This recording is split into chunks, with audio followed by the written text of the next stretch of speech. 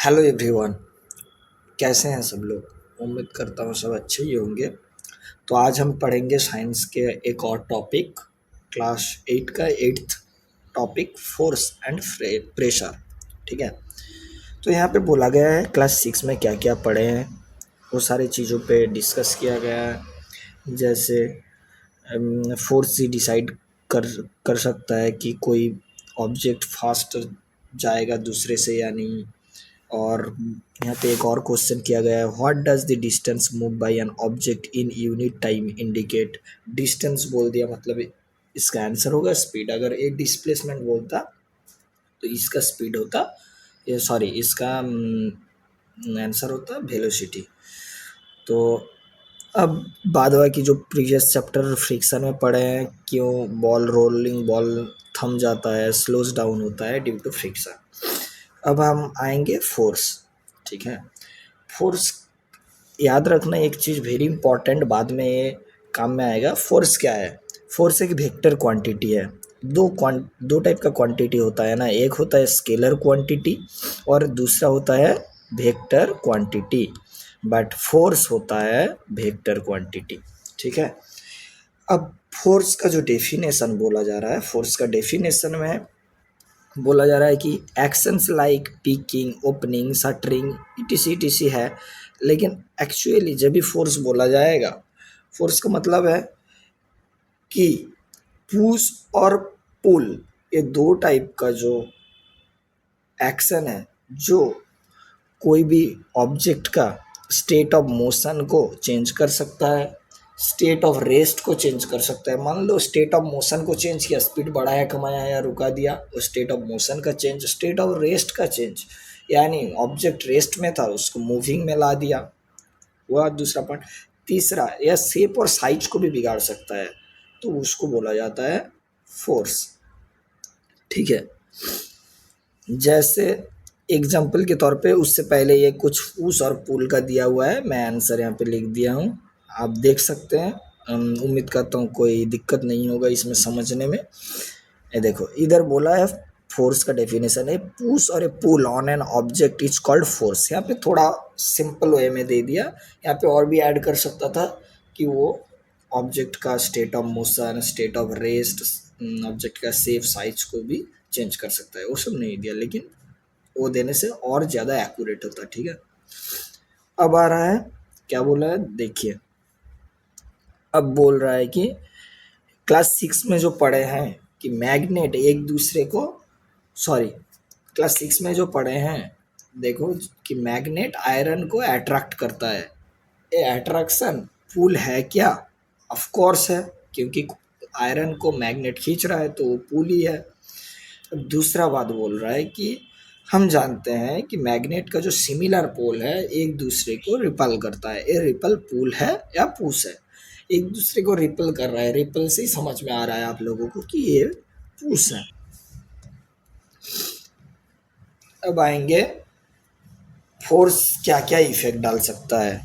जो अभी डेफिनेशन में बोला वही, फोर्स मूविंग ऑब्जेक्ट को स्टेशनरी में ला सकता है और स्टेशनरी ऑब्जेक्ट को मूविंग में ले जा सकता है, स्पीड का चेंज करवा सकता है, डायरेक्शन चेंज करवा सकता है फोर्स, और शेप एंड साइज तो बोला ही है। अब आएंगे जो third topic, forces are due to an interaction. मेरे हिसाब से थर्ड टॉपिक, लेकिन आप लोगों का एनसीईआरटी के हिसाब से second topic.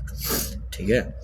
Forces are due to an interaction. यहाँ पे क्या बोला गया है, एक गाड़ी है, गाड़ी के बाहर एक आदमी खड़ा है। ये अगर एक गाड़ी, क्या इस आदमी का खड़ा होने से मूव कर पाएगा? ऑफ कोर्स नहीं। अब दूसरा इसमें दिया है कि एक आदमी खड़ा है गाड़ी के बाहर और ये आदमी से पुश कर रहा है, अब गाड़ी मूव करेगा कि नहीं करेगा? आप लोग देखते हो रास्ता में अगर गाड़ी का फ्यूल खत्म या कोई भी दिक्कत हो, इंजन का कोई दिक्कत, एक धक्का देता है, एक गाड़ी को स्टार्ट करने का कोशिश करता है, वही चीज़ें हैं। ठीक है।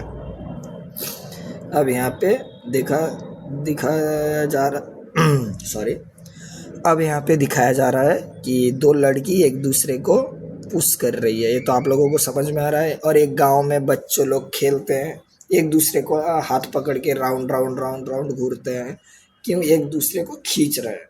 तो इनका जो खींचने का जो सेंटर ऑफ मास यहाँ पे एट द एक दूसरे को खींचते हैं, तो ये वन टाइप ऑफ पुलिंग हो गया। यहाँ पे भी आप पढ़ोगे तो समझ में आएगा, एक दूसरे को खींच रहे हैं यानी पुलिंग।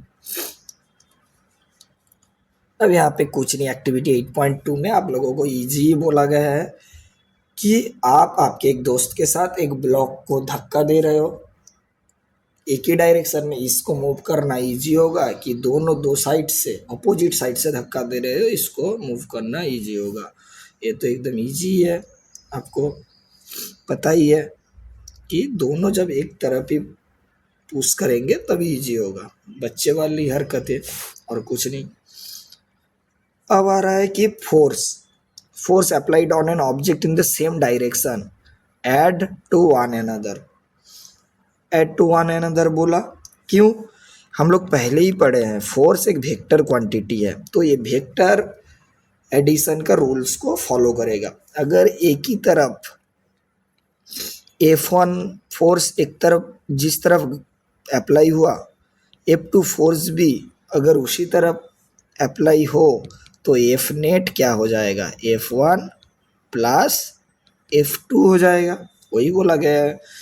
और बोला if the two forces act in the opposite direction, मान लीजिए F1 फोर्स आपका अप्लाई हो रहा है राइट साइड, F2 फोर्स आपका अप्लाई हो रहा है लेफ्ट साइड।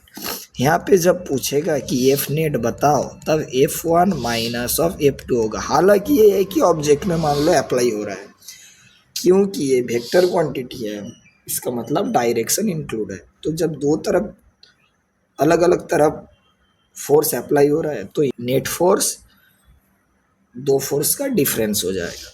एकदम इजी है। अब यहाँ पे क्या बोला है देखो कि so we learn that a force could be larger और स्मॉलर देन द अदर और equal to each other. The strength of a force is usually expressed by its magnitude. Force का स्ट्रेंथ हर टाइम मैग्नीट्यूड से express किया जाता है, जिसका magnitude जितना ज़्यादा वो फोर्स उतना स्ट्रॉन्ग, ठीक है।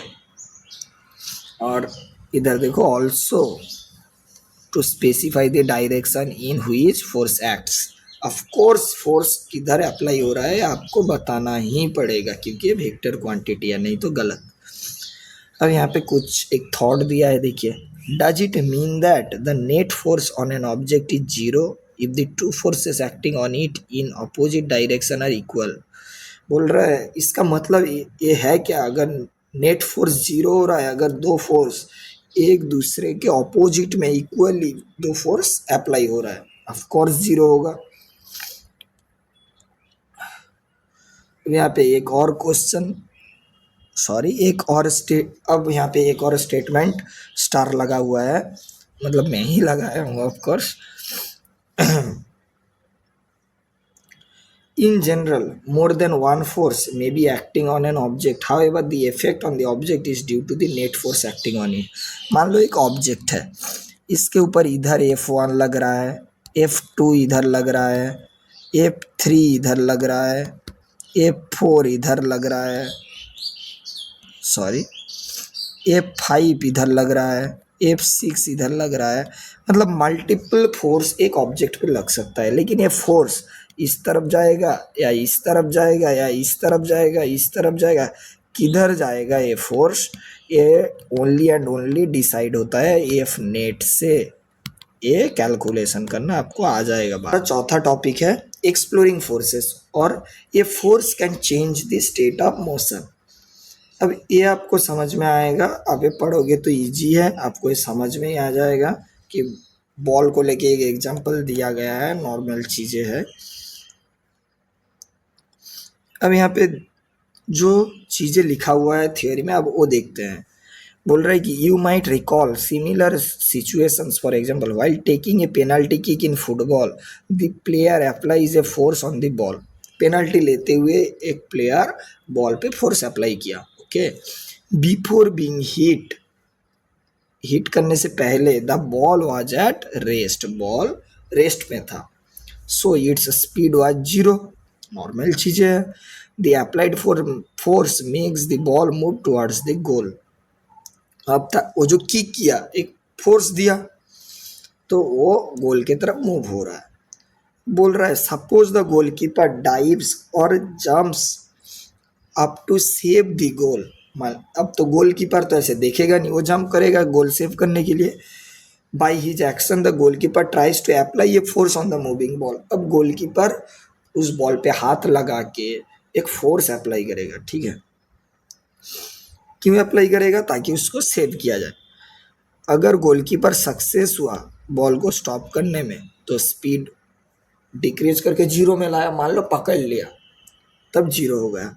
लेकिन अगर बॉल हाथ में लग के डिफ्लेक्ट होकर दूसरे तरफ गया, तो डायरेक्शन ऑफ मोशन चेंज हो गया, जीरो नहीं हुआ. लेकिन साइकिल का टायर वगैरह लेके और रिंग लेके हम लोग इस टाइप का गेम खेलते हुए कि understand why the speed of the tyre increases whenever it is pushed. जब हम पुश करते क्यों स्पीड इंक्रीज करता.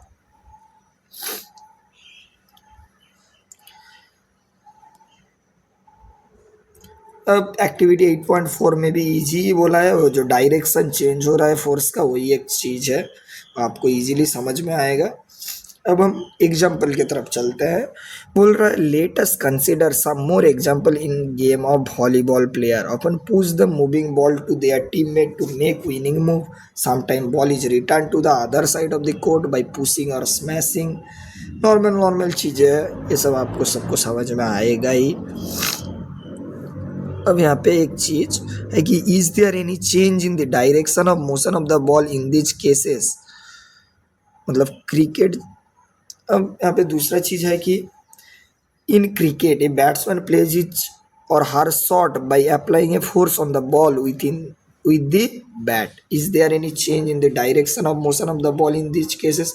ऑफ कोर्स बॉल तो सोजा आ रहा है, अब वो बैट से जिस तरफ डायरेक्शन प्रोवाइड कर रहा है, शॉर्ट फाइन लेग के तरफ, तो शॉर्ट फाइन लेग के तरफ जाएगा. लॉन्ग ऑन लॉन्ग ऑफ किसी तरीके का किसी डायरेक्शन में किसी भी फोर्स अप्लाई हो, बॉल उसी तरफ जाएगा.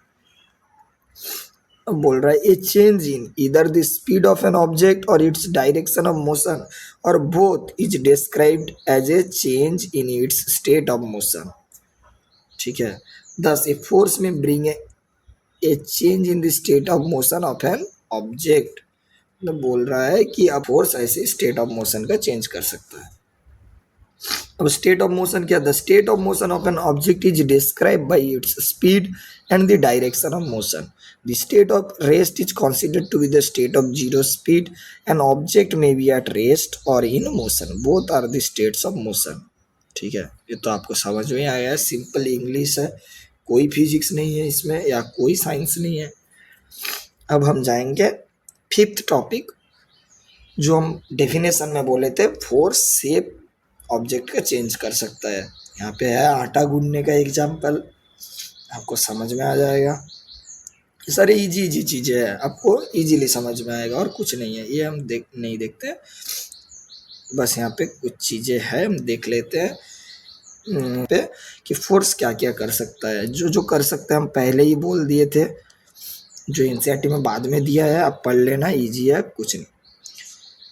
अब आएंगे हमारा seventh topic, types of force. हम पहले कॉन्टैक्ट फोर्स ईटीसी में नहीं जाएंगे, हम पहले एक सिंपल सा चीज़ें समझते हैं, कितना टाइप का फोर्स होता है. ठीक है, टाइप्स मेनली दो टाइप का फोर्स होता है. एक है कॉन्टैक्ट फोर्स, आप लोगों के लेवल के लिए इतना ही समझना ज़रूरी है एटलीस्ट, और बहुत ईजी है. कॉन्टैक्ट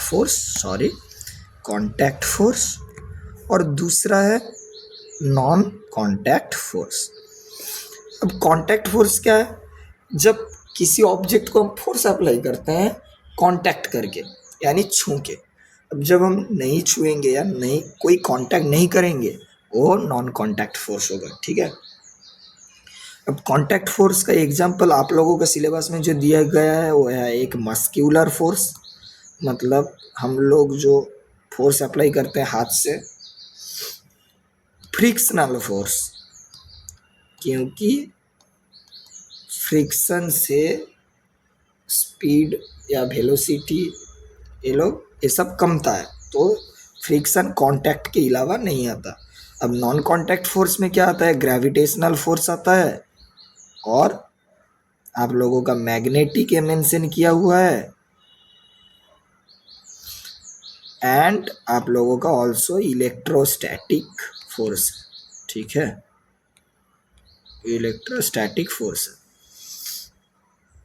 अब इधर मस्क्यूलर फोर्स को लेके जो बोला गया है वही हम देखेंगे कि when we push an object like a school bag or lift a bucket of water, where does the force come from?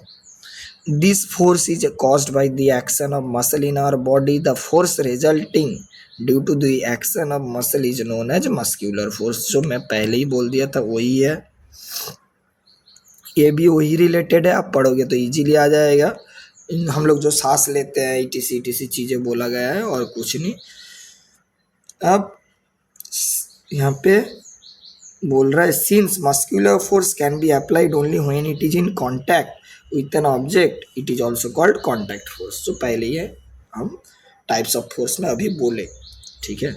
अब फ्रिक्शन फोर्स, फ्रिक्शन फोर्स आप लोगों का पहले ही एक चैप्टर फ्रिक्शन बोल के मैं अपलोड किया हूँ, आप लोग जाके देख सकते हैं, उधर अच्छे से समझा है, इधर जस्ट हल्का हल्का बोल देता हूँ कि कोई ऑब्जेक्ट अगर ऐसे ग्राउंड में है, उसको हम अगर इधर खींचेंगे F1 बॉल से राइट साइड, तो ये अपना स्टेट को मेंटेन रखने के लिए Newton's first law of motion के हिसाब से उसका ऑपोजिट में एक फोर्स F2 अप्लाई करेगा, ठीक है। वही बोला गया है, नथिंग मोर देन दैट। तो और क्योंकि ये ग्राउंड के साथ कांटेक्ट में है तब जाके अप्लाई कर रहा है, या कोई भी दूसरा ऑब्जेक्ट के साथ अगर कांटेक्ट में रहे तभी जाके फ्रिक्शन फोर्स अप्लाई होता है, इसके अलावा नहीं होता है। और friction force always opposite direction में रहता है। ऑल्सो ये कांटेक्ट फोर्स का एग्जांपल है और कुछ नहीं है। अब नॉन कांटेक्ट फोर्स पहले ही मेंशन किया था, क्या क्या आप लोगों का सिलेबस में, मैग्नेटिक फोर्स है, ग्रेविटेशनल फोर्स है, इलेक्ट्रिक फोर्स है, सॉरी इलेक्ट्रोस्टैटिक फोर्स है। अब मैग्नेटिक फोर्स अब सबको पता है, जो पहले ही हम पढ़ लिए इस चैप्टर का, और आप लोग क्लास 6 में भी पढ़े हो कि एक रॉड को या एक मैग्नेट जब खींच रहा है तब तो उधर कांटेक्ट नहीं रहता ना, फिर भी तो खींच लेता है। वही है कि वो नॉन कांटेक्ट फोर्स। और दो मैग्नेट सेम पोल एक दूसरे को रिपल करता है, पुश करता है, वहाँ पे भी कोई कांटेक्ट नहीं रहता है लेकिन करता है, इसलिए वो भी non contact force. Same force opposite pole एक दूसरे को अट्रैक्ट करता है, सेम चीज़ें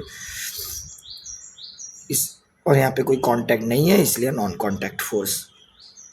अब इलेक्ट्रोस्टैटिक फोर्स, यहाँ पे एक एक्टिविटी, बहुत अच्छा एक्टिविटी दिया गया है 8.7 का इलेक्ट्रोस्टैटिक फोर्स में। बोल रहा है एक प्लास्टिक स्ट्रॉ है, ठीक है, प्लास्टिक स्ट्रॉ एक है, या मान लो दो है, दो है, एक को हम क्या किए कि टेबल से एक धागा के साथ लटका दिए, ठीक है, और दूसरे को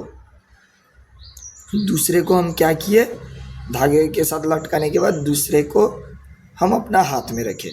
अब पहले वाला जिसको हम लटकाए, ठीक है, उसको हम एक पीस ऑफ पेपर बोला गया है, सीट ऑफ पेपर, उसके साथ रब किए, ठीक है। रब करने के साथ साथ दूसरा जो स्ट्रॉ हमारे हाथ में था उसको पहले वाला स्ट्रॉ के पास लाया जब, तो वो क्या दिख रहा है, वो देख रहा है कि एक दूसरे को अट्रैक्ट कर रहा है। लेकिन दूसरे केस में अगर दोनों स्ट्रॉ को हम रब कर दे तो एक दूसरे को रिपल कर रहा है। क्यों? यहाँ पे सीधा एक्सप्लेनेशन यही है, जब हम पेपर सीट से हम पहले वाला केस में स्ट्रॉ को रब किए तब इसके अंदर नेगेटिव चार्ज आया, या मान ही लो कि पॉजिटिव भी आया लेकिन नेगेटिव आता है, ठीक है। आप लोग ये चीज़ बाद में समझोगे कि किसके साथ किसको घिसने से पॉजिटिव आता है नेगेटिव आता है, लेकिन इतना मान लो नेगेटिव आता है, या पॉजिटिव भी मान लोगे तो कोई दिक्कत नहीं। अब दूसरा जब स्ट्रॉ लाया इसके सामने, इंडक्शन बोल के एक चीज होता है जो आप हायर क्लास में पढ़ोगे, शायद क्लास 11 में है, कि इस दूसरे वाला स्ट्रॉ का ठीक सामने वाला फेस जो पहले वाले स्ट्रॉ के तरफ करके है, वहाँ पे उसका ऑपोजिट चार्ज इंड्यूस हो जाएगा। अगर इधर पॉजिटिव था इधर नेगेटिव होगा, इधर नेगेटिव था इधर पॉजिटिव होगा। यही जो इंड्यूस हो रहा है, ऑपोजिट चार्ज एक दूसरे को अट्रैक्ट करेगा, ठीक है, अट्रैक्ट करेगा।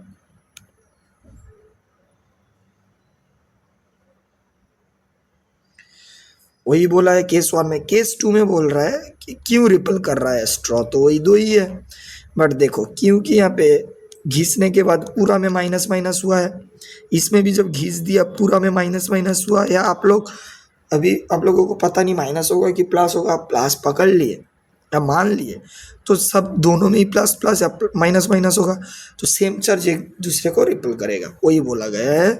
और यही इलेक्ट्रोस्टैटिक फोर्स का एग्जाम्पल दिया गया है। अब ग्रेविटेशनल फोर्स, ग्रेविटेशनल फोर्स ज़्यादा कुछ बोलना नहीं है, आपको सबको तो पता है कि न्यूटन का एप्पल वाला इंसिडेंट, कोई कांटेक्ट नहीं है, ठीक ना। यहाँ पे भी कोई कांटेक्ट नहीं था इलेक्ट्रोस्टैटिक में, देखो जस्ट करीब ले जा रहा था, उसी में ही हो रहा था एक दूसरे को अट्रैक्ट रिपल, तो इसलिए नॉन कांटेक्ट फोर्स। जब हम ग्रेविटेशनल फोर्स में भी गए, जब एप्पल पढ़ रहा था, एक एप्पल है, दो मेरा ड्राइंग बहुत घटिया है गला बहुत ख़राब है, थोड़ा कोल्ड हुआ है, तो ये जो एप्पल है ये नीचे आ रहा था जब न्यूटन इधर बैठे थे। न्यूटन, अब एप्पल नीचे आने के बाद जब ग्राउंड में टच किया, यहाँ से तो कोई उसको तोड़ा नहीं, जस्ट उसका ब्रांच से टूटा तो अपने आप नीचे आया। यहाँ पे तो कोई कांटेक्ट, कोई खींचा नहीं या कोई ऊपर से धक्का नहीं दिया, वो अपने आप आया। तो यहाँ पे तो कोई कांटेक्ट नहीं था, लेकिन ग्रेविटेशनल फोर्स के लिए आया, इसलिए gravitational force non contact force है। फॉर द सेम रीजन हम लोगों का जो मिल्की वे गैलेक्सी है, यहाँ पे बहुत सारा स्टार्स, अपना बहुत सारा प्लैनेट, सबको एक दूसरे को जस्ट ऐसे ही लटके पड़े हैं ड्यू टू ग्रेविटेशनल फोर्स, ठीक है। इतना ही आप लोगों को समझना है, इतना ही आप लोगों को समझना है। अब नेक्स्ट टॉपिक आएंगे हम, प्रेशर। प्रेशर एक सीधा सा चीज़ है। प्रेशर बोल रहा है कि मान लो कितना फोर्स अप्लाई होगा पर यूनिट एरिया में, ठीक है, पर यूनिट एरिया में कितना फोर्स अप्लाई होगा, वही प्रेशर है। प्रेशर बहुत एक इम्पॉर्टेंट टॉपिक है, दो हम लोगों को लगता नहीं कि इम्पोर्टेंट है। इधर देख लो, pressure equals to force upon area, वही दिया गया है। The force acting on a unit area of surface is called pressure, same चीज़ बोला गया है। फिर यहाँ पे काबुली वाला लोगों का, या बोल सकते हो पोर्टर्स जो लोग होता है उनका ये। अब यहाँ पे पोर्टर्स लोगों का एक एग्जांपल दिया गया है। ये लोग टर्बन पहनते हैं सर पे सामान लादने से पहले, क्यों, इसमें सरफेस एरिया बढ़ जाता है तो प्रेशर इनके कंधे पे, इनके सर पे कम अप्लाई होता है। एग्जांपल के तौर पे मैं लिख के रखा था ताकि भूल ना जाऊं आप लोगों को बताने के लिए। नाइफ, कोई नाइफ से आप जो फ्रूट या कुछ भी काटते हो, या कुछ भी काटने वाला सामान, आप बोलते हो ना इसका धार कम गया है, शार्पनेस कम गया है, शार्पनेस बढ़ाना पड़ेगा। शार्पनेस बढ़ाना पड़ेगा मतलब क्या, आप देखिए हो कि इसको पतला सा पतला करना पड़ेगा एज को, कटिंग वाला एज को। जब पतला सा पतला करोगे कटिंग वाला एज, तो तब सरफेस एरिया क्या होगा, कमेगा। और फोर्स का डायरेक्ट फॉर्मूला क्या है, सॉरी, प्रेशर का एरिया कमेगा। सो प्रेशर का डायरेक्ट फॉर्मूला क्या है, force per unit area. Per unit area ही अगर कम गया, फोर्स सेम रहा, तो प्रेशर तो बढ़ेगा। अब इसलिए शार्प करने से नाइफ आपका सामान काटना इजी हो जाता है। अब यहाँ पे दिया गया है एक प्रेशर लिक्विड और गैस के टाइम पे कैसे अप्लाई होता है आपको समझ में ही आ जाएगा। इजीली देखोगे कि कॉलम जितना ऊंचा है उतना ज़्यादा ही प्रेशर अप्लाई हो रहा है, क्योंकि यहाँ पे ना आप लोगों को फोर्स का एक फॉर्मूला आएगा mgh। ठीक है, अगर मान लिए तो mgh जितना लंबा कॉलम, इसका तो मास अल्टीमेट बढ़ ही जा रहा है, एच भी बढ़ रहा है, तो अल्टीमेट फोर्स बढ़ रहा है, लेकिन यूनिट एरिया तो सबके लिए सेम है। तो pressure equals to force upon area. यहाँ पे एरिया कांस्टेंट है, लेकिन फोर्स बढ़ने के कारण यहाँ पे प्रेशर बढ़ रहा है, सेम चीज़ है। तो यहाँ पे एक और एग्जांपल दिया है, प्लास्टिक बॉटल का इक्वल लेवल पे होल बनाया है और एक हाइट में पानी है। अब बोल रहा है क्या आपको ऑब्जर्व हो रहा है, देखा जाएगा कि सब होल से इक्वल डिस्टेंस में पानी गिर रहा है। इससे आपको पता चलेगा कि कोई भी कंटेनर में जब लिक्विड रहता है वो वॉल पे सेम प्रेशर एग्जर्ट करता है। ठीक है, liquid exert pressure on the wall of the container हुआ। अब आप लोगों का नेक्स्ट टॉपिक हम आएंगे एटमॉस्फेरिक प्रेशर। बहुत इंपॉर्टेंट, हमारा लाइफ का एक इम्पॉर्टेंट अंग है, हम बोल सकते हैं। एटमॉस्फेरिक प्रेशर देखो, अब एयर हम लोगों के चारों तरफ है और एयर एक प्रेशर तो दे रहा है हम लोगों के ऊपर, यही एटमॉस्फेरिक प्रेशर है। ठीक है, जो एयर हम लोगों के ऊपर दे रहा है। अब ये एटमॉस्फेरिक प्रेशर हम लोग इसके साथ बड़े हुए हैं, खेल रहे हैं, कूद रहे हैं, इसलिए हमें फील नहीं होता। लेकिन कितना स्ट्रांग है ये आपको समझ में आने के लिए एक रबर सा कर दिया है। आप लोग खेलते होंगे, एक गन आता था, उसका ऐसे डट रहता था, जिसका यहाँ पे ऐसे गोला रहता था। अब आप बंदूक से मारते थे, ये दीवार पे जाके चिपकता था। क्यों? ये जब फोर्स से जाता था तो लगने के साथ साथ उस हवा जो था निकलता था, तो वैक्यूम क्रिएट होता था बाहर से एटमॉस्फेरिक प्रेशर अप्लाई होता था तो चिपकता था। वही इधर भी सेम चीज़ें दिया है कि रबर सकर को इन्फ्लेट किया, प्रेस किया तो ये चिपक गया। क्यों? अंदर का एयर निकल गया। अब बाहर से atmospheric pressure with great amount, atmospheric pressure बहुत हाई होता है। ठीक है, आप लोगों को वैल्यू भी बाद में पता चलेगा। 76 सेंटीमीटर ऑफ मरकरी कॉलम जितना प्रेशर एग्जर्ट करता है, एटमॉस्फेरिक प्रेशर उतना है, या 760 मिलीमीटर Hg। ये आप याद रखिएगा अभी के लेवल के लिए। एकदम इजी टॉपिक है ये भी। अभी यहाँ पे दिया है कितना क्या होगा, कैलकुलेट करना, आप करना। यहाँ पे एग्जाम्पल के तौर पे आपको दिया गया है, इजीली आप कर पाओगे। अभी यहाँ पे एटमॉस्फेरिक प्रेशर कितना खतरनाक है, उसका एक बहुत ही महत्वपूर्ण एक एग्जाम्पल 17th सेंचुरी में दिए थे अपना scientist Otto von Guericke, German scientist. Guericke क्या किए थे कि एक पंप लाए, ठीक है, और एक हॉलो बॉल लाए, 51 सेंटीमीटर का हेमिस्फीयर, बॉल भी नहीं, दो हॉलो हेमिस्फीयर, जो ये हो के बॉल ही बनेगा अटैच हो। तो दो हॉलो हेमिस्फीयर लाए, उनके अंदर से पूरा एयर को निकाल दिया। ठीक है, अब क्या देके निकाला? पंप से निकालने के बाद अंदर पूरा वैक्यूम क्रिएट किया। तो अब फोर्स सिर्फ वन डायमेंशन है, अंदर वैक्यूम नहीं रहता तो दो तरफ से फोर्स अप्लाई होता, तो उतना कारीगर साबित नहीं होता। अब अंदर का पूरा फोर्स निकाल दिया तो बाहर का पूरा फोर्स अप्लाई हो रहा है। अब ये फोर्स इतना स्ट्रॉन्ग है कि ईच हेमिस्फीयर के साथ 8 घोड़ों को इन्होंने अटैच किया था, और 8 हॉर्स मिल के भी खींच के ये दो बॉल को अलग नहीं कर पाए। एटमॉस्फेरिक प्रेशर इतना खतरनाक है, आप लोगों को तो ये समझ में आई होगा।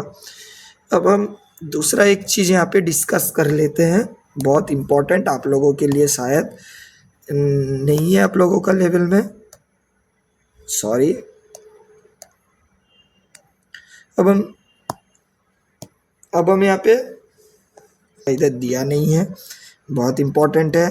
कोई कहीं भी कॉम्पिटिटिव में या कोई भी टीचर आप लोगों का मजा लेने के लिए पूछ सकता है कि आप तो पढ़े हो कि फोर्स तो पुश और पुल, ये दो टाइप का है ना। अब बोलेगा पुश या पुल कौन सा आसान है एक ऑब्जेक्ट को मूव कराने के लिए। मान लो एक रोलर है जिसे पिच रोल किया जाता है, ठीक है। एक रोलर है, इससे सॉरी एक रोलर है, इससे पिच रोल किया जाता है। अब बोलेगा कि इसको पुश करने से इजी होगा या पुल करने में इजी होगा, या कोई भी ऑब्जेक्ट को इसको पुश करने में इजी होगा या पुल करने में इजी होगा। अब देखो फोर्स वेक्टर क्वांटिटी है, ये याद रखना, इसलिए मैं पहले बोला था ये चीज़ को याद रखना बहुत इंपॉर्टेंट है चीज़ों को समझने के लिए। क्वांटिटी मतलब डायरेक्शन तो है ही। अब हम कोई भी ऑब्जेक्ट पे एक पुशिंग फोर्स लगा रहे हैं, पुशिंग काइंड ऑफ एक्शन लगाए या रोलर पे लगाए। एक रोलर है, इधर लगाए, रोलिंग करते वक्त पुश किए, पुश करने से क्या होगा, इधर F1 फोर्स मान लिए दिया गया। अब देखिए mg ऑब्जेक्ट का तो वेट mg ये हर टाइम नीचे रहता है, रोलर के केस में भी सेम। इसका कांटेक्ट फोर्स n, ये एक दूसरे को कैंसिल आउट कर रहा है, ठीक है। अब मैटर है कि हम जो फोर्स लगा रहे हैं उसका दो कंपोनेंट हो जाता है। जब हम धक्का दे रहे हैं उस फोर्स का एक एप्स कॉस थीटा ए हो रहा है, और दूसरा वाला कंपोनेंट फोर्स हम जब लगा रहे हैं, मान लो खींच रहे हैं या धक्का दे रहे हैं, अभी धक्का देने का टॉपिक हम पढ़ रहे हैं, मतलब मान लो इधर से एक फोर्स दिए तो उसका दो कंपोनेंट हो जाएगा ना, एक जो हॉरिजॉन्टल साइड में जाएगा और एक वर्टिकल। फोर्स का दो कंपोनेंट, जो हॉरिजॉन्टल है वो एफ कॉस थीटा, जो वर्टिकली है वो एफ साइन थीटा। अब इसका डायरेक्शन नीचे का और नीचे की तरफ, अब नीचे की तरफ होने से क्या होगा, एफ साइन थीटा आपका फोर्स इसको मूव करने के लिए only F cos theta apply हो रहा है, एफ साइन थीटा उल्टा एम जी के साथ ऐड होके इसको हेवी फील करवाएगा, इसलिए आपको पुश करना डिफिकल्ट होगा। लेकिन अब जब पुल करेंगे तो एफ कॉस थीटा इधर पैरेलल टू ग्राउंड और एफ साइन थीटा तब आपका ऊपर के तरफ। तब अल्टीमेट देखिए नीचे एम जी काम कर रहा है, ठीक है, कोई भी ऑब्जेक्ट का जो इधर बोला था, तो अल्टीमेट इसका जो वेट तब फील होगा आपको M G minus F sine theta, और पुश के केस में एफ साइन थीटा के साथ एम जी, मतलब M G plus F sine theta, तो ये ज़्यादा हेवी फील होगा और पुल के टाइम पे आपको लाइट फील होगा। तो इसलिए पुल आपका इजी होता है रेदर देन पुश, ये आपका मजा लेने के लिए पूछा जा सकता है।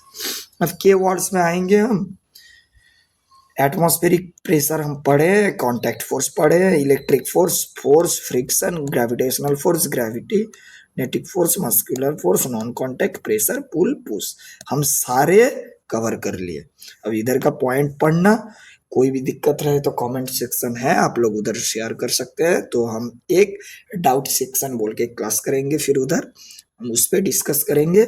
आप एक्सरसाइज करना, एक्सरसाइज होने के बाद हम लोग एक्सरसाइज का भी एक क्लास रखेंगे, उधर जस्ट 10-15 मिनट का क्लास होगा या 5-10 मिनट का होगा, जितना बड़ा एक्सरसाइज उतना टाइम लगेगा, तो हाँ मैं बोल के दूंगा, आप लोग जस्ट मैच कर लीजिएगा आंसर आपका सही है कि नहीं, और कहीं भी एक्सप्लेन का जरूरी रहे एक्सप्लेनेशन का, तो वहाँ पे मैं एक्सप्लेन कर दूंगा। आज बस इतना ही, थैंक यू। अच्छा लगे तो आप बताइएगा कमेंट सेक्शन में। Thank you.